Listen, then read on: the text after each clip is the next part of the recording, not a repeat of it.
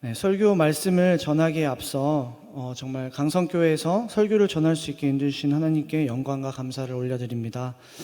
아직 저는 설교 견습생으로서 많이 부족하기에 사실 주일 일부 설교를 하는 자리는 저에게 너무나도 부담이 크고 그런 자리인 것이 사실이지만 이렇게 또 성도님들 앞에서 주일 일부를 설교할 수 있는 게 전도사로서는 쉬운 기회가 아니기 때문에 순종함으로 이 자리에 섰습니다. 전하는 자가 부족하여도 하나님께서 성도님들을 사랑하시기에 저를 통해 전하실 말씀이 위로가 되고 치유가 되고 회복이 되는 귀한 시간 되길 소망합니다. 로마서의 말씀은 교리가 대부분이기에 제대로 주의하지 않으면 본질의 내용이 벗어나기 쉽습니다. 첫 설교에 로마서를 전하게 하신 것도 하나님의 뜻 안에 있음을 믿고 성령 하나님의 도우심을 바라며 준비한 말씀을 전하겠습니다. 아끼다 똥 된다는 유명한 속담을 다들 아실 겁니다. 이것의 뜻은 물건을 쓰지 않고 너무 아끼기만 하면 도리어 못 쓰게 되는 경우가 있다는 말입니다. 혹시 여러분들 가운데서도 집에서 쓰지 않고 처음 산 그날부터 계속 방치만 하면서 둔 물건이 생각나실까요? 그러면 왜 오늘 이 예화를 설교의 시작으로 정했는지 설교 마지막 부분에 정리를 통해 설명드리겠습니다. 오늘 본문 바로 앞 1절에서 7절 말씀을 먼저 보면 사도 바울은 자신을 예수 그리스도의 종이라고 스스로를 칭합니다. 그리고 자신 있게 하나님의 복음을 전하기 위하여 택정함을 입은 자라고 선포하고 있습니다. 복음을 전하는 일은 사도 바울뿐 아니라 하나님을 믿는 모든 사람, 즉 우리에게 주어진 직분과 사명으로 부르심을 받았다는 것을 5절, 6절에 또 강조하고 있습니다. 그래서 이어지는 오늘 본문에는 로마에 있는 믿음을 지키는 모든 자들이 진정으로 믿어야 할 그 복음에 대해서 간절히 전하고 싶은 사도 바울의 진심이 담겨져 있음을 알 수 있습니다. 오늘 이 복음에 대한 사도 바울의 진심이 저와 여러분들 가운데 새겨지며 도전받는 귀한 시간 되시길 소망합니다. 우리가 오늘 본문을 통해 새겨야 하는 첫 번째는 복음을 들었다면 형제에게 가서 전해라입니다. 본문 8절 위에 성경책에 우리가 가진 성경책의 소주제를 보면 바울의 로마 방문 계획이라고 적혀 있습니다. 그렇듯 바울은 로마 방문을 진심으로 바라는 자였다는 것을 오늘 본문을 통해 기록하겠구나 짐작할 수 있습니다. 그래서 본문 11절을 보면 그 사도 바울의 진심을 볼 수 있습니다. 본문 11절의 앞부분에 내가 너희 보기를 간절히 원하는 것은 이라고 말하면서 사도 바울은 너무나도 간절히 로마에 있는 하나님을 믿고 있는 자들에게 자신의 심정에 대해 표현합니다. 그리고 그 사도 바울이 이들을 더 간절히 보고 싶었던 이유론 당시 너무나도 극심한 로마 정권의 통치 아래에도 불구하고 열심히 믿음을 지키는 그 사람들의 소식이 멀리 있는 사도 바울에게도 전해졌기 때문입니다. 그리고 사도 바울의 마음은 단지 언젠가 내가 기회가 되면 시간이 되면 한번 들려야지 정도가 아니라 정말 여러 번 가고자 시도했던 것을 본문 13절을 통해서 또 우리가 알 수 있습니다. 본문 13절에 제가 읽겠습니다. 형제들아 내가 여러 번 너희에게 가고자 한 것을 너희가 모르기를 원하지 아니하노니 이는 너희 중에서도 다른 이방인 중에서와 같이 열매를 맺게 함이로되 지금까지 길이 막혔도다. 그의 간절한 증인으로는 하나님이시라는 명백성까지 9절에 나오고 있습니다. 이렇게 하나님이 자기의 증인이 되시고 항상 기도할 때마다 쉬지 않고 로마에서 믿음을 지키고 있는 그 형제들을 위해 기도했다고 사도 바울은 자신하고 있습니다. 그래서 여전히 그는 10절의 고백으로 이제라도 어떻게든지 어떤 방법을 막론하고 하나님께서 인도하여 주셔서 로마에 가서 복음을 전할 수 있게 해달라고 간절하게 바라고 있습니다. 사도 바울이 이처럼 간절하게 로마에 가고 싶었던 이유는 무엇일까요? 본문 11절과 12절을 함께 다시 한번 읽겠습니다. 내가 너희 보기를 간절히 원하는 것은 어떤 신령한 은사를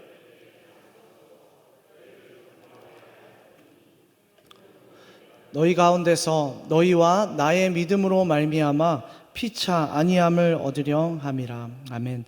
사도 바울은 신령한 은사를 나누어 주어 로마에 있는 믿음을 지키는 사람들에게 지금보다 훨씬 더 견고한 믿음으로 나아가는 신비스러운 비밀을 전하기 위해 간절히 로마로 가길 원했던 것입니다. 사도 바울이 받은 신령한 은사는 복음이라는 것을 지난주 설교와 오늘 설교 초반부를 서론을 보면서 로마서 1장 7절 말씀을 통해 살펴보았습니다. 이 복음에 대해 조금 더 우리가 살펴보면 에베소서를 보면 사도 바울은 이 복음을 신령한 봇, 곧 신비스러운 비밀로 소개합니다.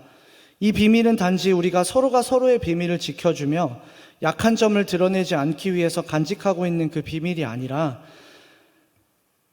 원문인 헬라어에서 영어로 번역하면 미스테리라는 단어로 곧 신비스럽다는 뜻을 가지고 있습니다. 그래서 이 비밀은 혼자만 잊고 있지 않게 되고 전하는 자도 듣는 자도 함께 안위함을 얻는 놀라운 능력이 있음을 본문 12절을 통해 알 수 있습니다. 12절을 우리 함께 같이 읽겠습니다. 이는 곧 내가 너희 가운데서 너희와 나의 믿음으로 말미암아 피차 안위함을 얻으려 함이라. 아멘. 여러분들 가운데 정말 맛있는 음식을 먹을 때 누가 가장 먼저 떠오르십니까? 아마도 가족, 또 친한 친구, 그리고 정말 소중한 사람, 스승 또는 애인이 우리에게는 자연스럽게 떠올리면서 그 사람과 정말 같이 오면 좋겠다, 다음에 꼭 와야지 라는 생각을 하게 됩니다. 이와 같이 바로 복음 자체도 우리 영적으로는 가장 귀한 것이기 때문에 이 복음의 비밀을 알게 되었다면 나만 간직하고 있는 것이 아니라 내가 생각하는 그 소중한 사람이 떠오르게 될 것입니다. 우리가 이 땅에서 죽음으로 끝나는 게 인생의 마지막이 아니라 죽음 이후의 삶, 곧 천국 소망, 하나님 나라의 소망이 존재하는 것을 우리가 계속해서 수요일 교리를 통해 배우고 있는데요.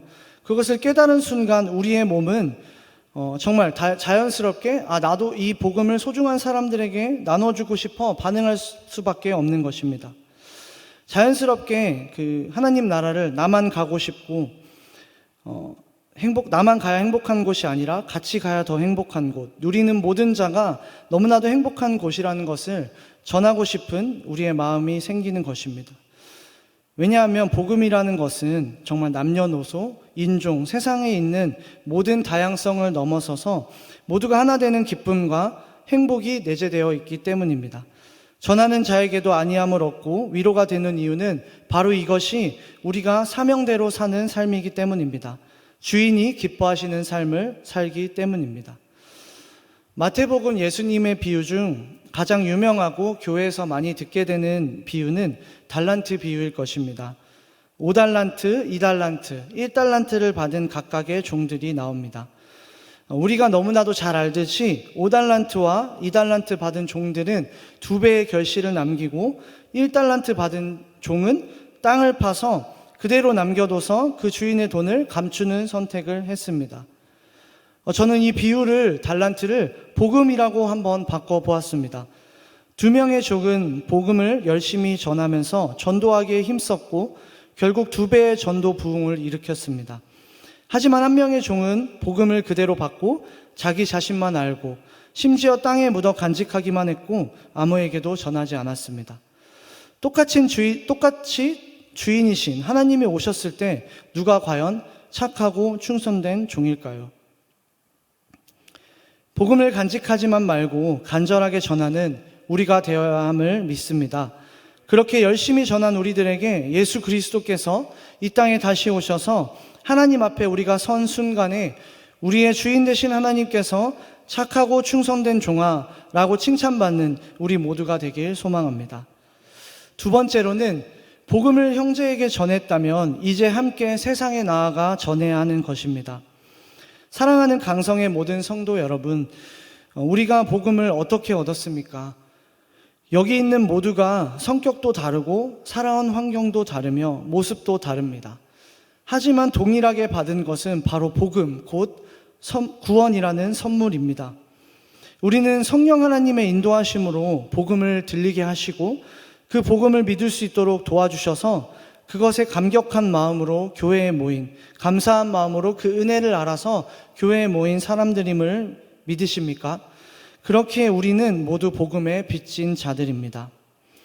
사도 바울의 오늘 본문 14절의 고백을 보면 자기 자신은 모든 사람에게 복음을 전해야 하는 빚을 진 자라고 소개합니다. 14절을 우리 함께 읽겠습니다. 헬라인이나 야만인이나 지혜 있는 자나 어리석은 자에게 다 내가 빚진 자라. 아멘. 우리도 사도 바울과 같은 입장이라고 저는 생각합니다. 그렇기 때문에 우리는 복음을 깨달음을 넘어서서 이제는 사도 바울의 15절의 고백처럼 할 수 있는 대로 복음을 전해야 합니다. 첫 번째로 우리가 형제에게 복음을 전하는 것이 너무나도 중요한 것을 앞에 살펴보았고, 그럼 이제 더 나아가 두 번째로는 세상으로 뻗어져 나아가야 하는 것입니다. 요즘 전도를 하기 너무나도 어려운 사회에 살고 있는 것이 현실입니다.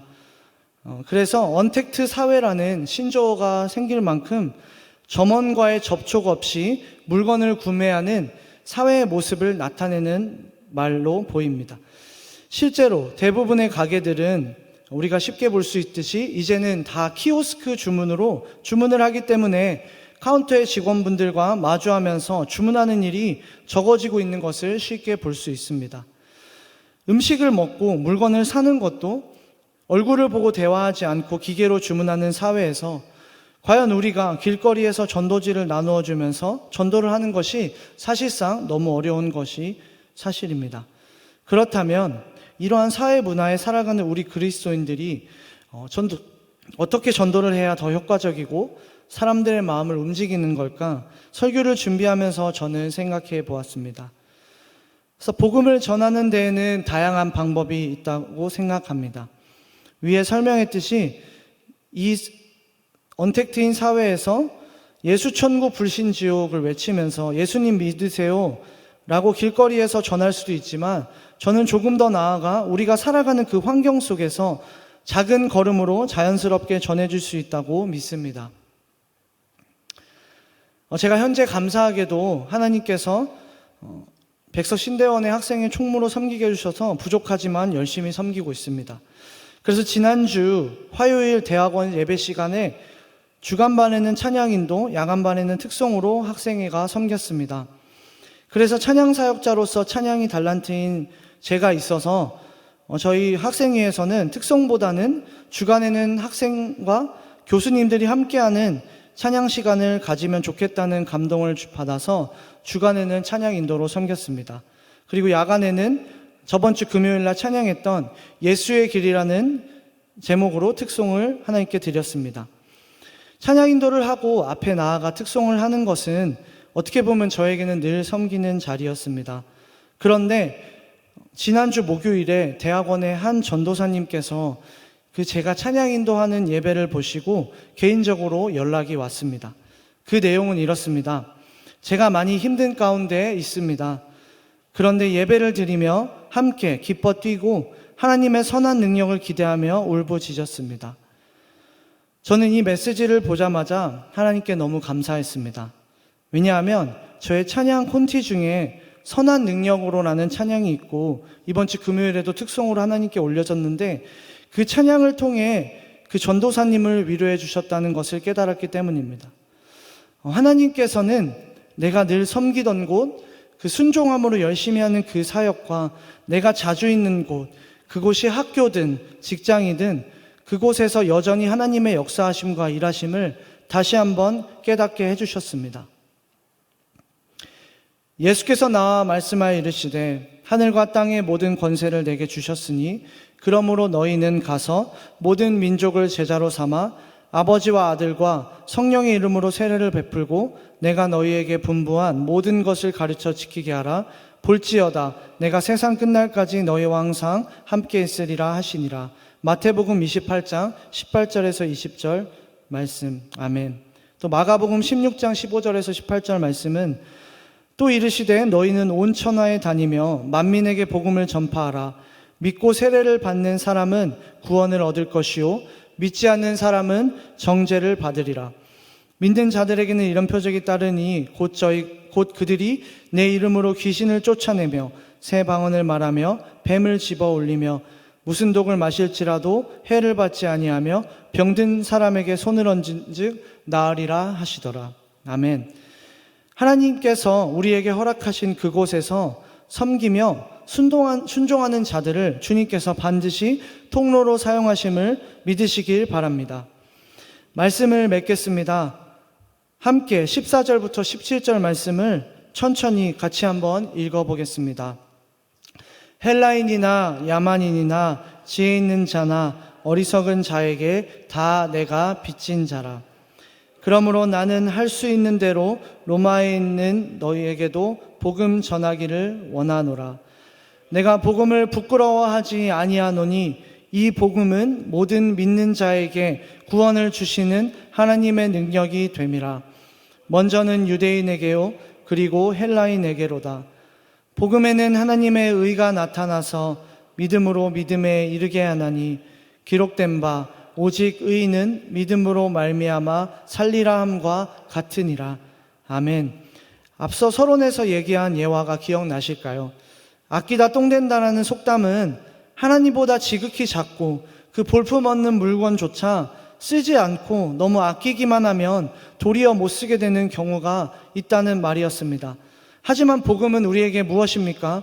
이 세상 그 어떤 가치로도 바꿀 수 없는 우리에게 가장 소중한 것임을 저는 믿습니다.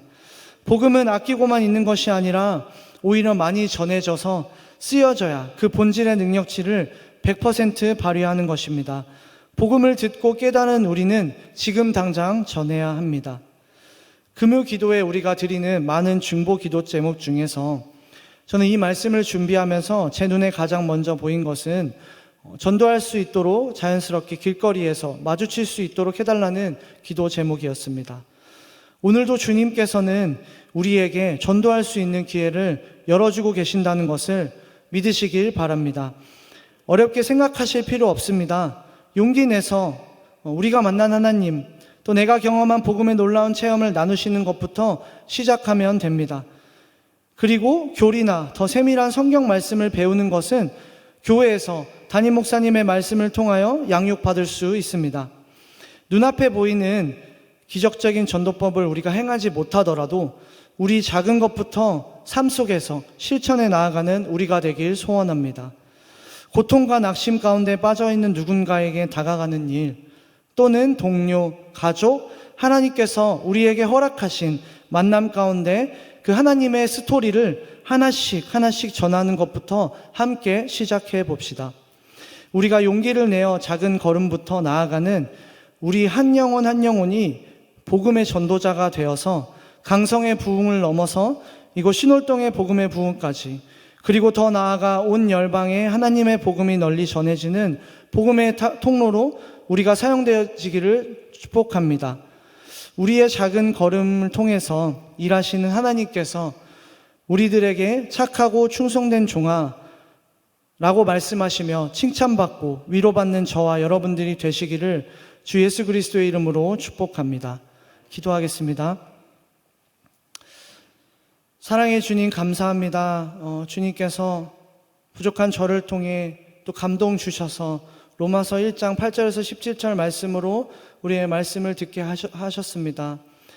이 듣는 말씀을 깨달음으로 바꿔주시며 그 깨달음을 넘어서서 실행할 수 있도록 우리에게 용기를 주시옵소서. 우리가 정말 이 교회 안에서 먼저 서로가 서로를 사랑하고, 그리고 더 나아가 세상으로 나아가 복음을 전할 때 주님께서 우리 입술을 주관하여 주셔서 우리가 하는 말이 아니라 성령 하나님께서 우리 입술을 통해 말씀하여 주시옵소서. 이 모든 말씀 예수 그리스도의 이름으로 기도드렸습니다. 아멘.